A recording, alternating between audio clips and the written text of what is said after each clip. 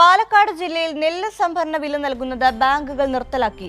വളം വാങ്ങാൻ പോലും പണമില്ലാതെ കടക്കെണിയിലേക്ക് പോകുന്നുവെന്ന് കർഷകർ. പാലക്കാട് ജില്ലയിൽ സഹകരണ ബാങ്കുകളെ ഒഴിവാക്കി പൊതുമേഖലാ ബാങ്കുകൾ വഴി വില നൽകാനുള്ള പദ്ധതി UDF സർക്കാർ റദ്ദാക്കിയതും പ്രതിസന്ധി രൂക്ഷമായി.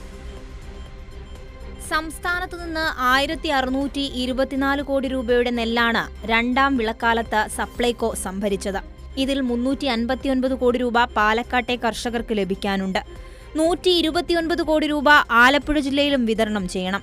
30,000-ഓളം കർഷകരാണ് വർഷങ്ങളോളം കഷ്ടപ്പെട്ട് പാകപ്പെടുത്തിയെടുത്ത വിളവിറ്റ് പൈസയ്ക്കായി കാത്തിരിക്കുന്നത്.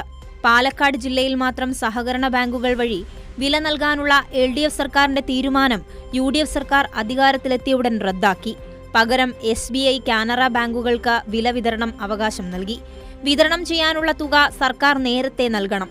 ഇതുപ്രകാരം അനുവദിച്ച തുകയുടെ പരിധി കഴിഞ്ഞതോടെ കർഷകർക്ക് വില നൽകുന്നതും ബാങ്കുകൾ നിർത്തി. വലിയ കടബാധ്യതയിലേക്ക് പോവുകയാണെന്ന് കർഷക സംഘം പ്രതിനിധികൾ പറഞ്ഞു.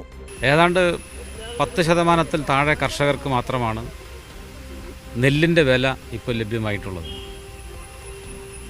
ബാക്കി വരുന്ന 80%-ലധികം കൃഷിക്കാർക്ക് നെല്ലിൻ്റെ വില ഇതുവരെ ലഭിച്ചിട്ടില്ല.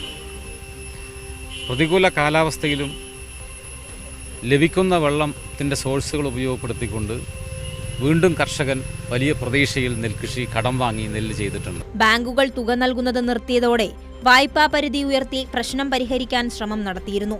പക്ഷേ പരിധി വർധനവ് ബാങ്കുകൾ ഇതുവരെ അംഗീകരിച്ചിട്ടില്ല. കൈരളി ന്യൂസ്, പാലക്കാട്.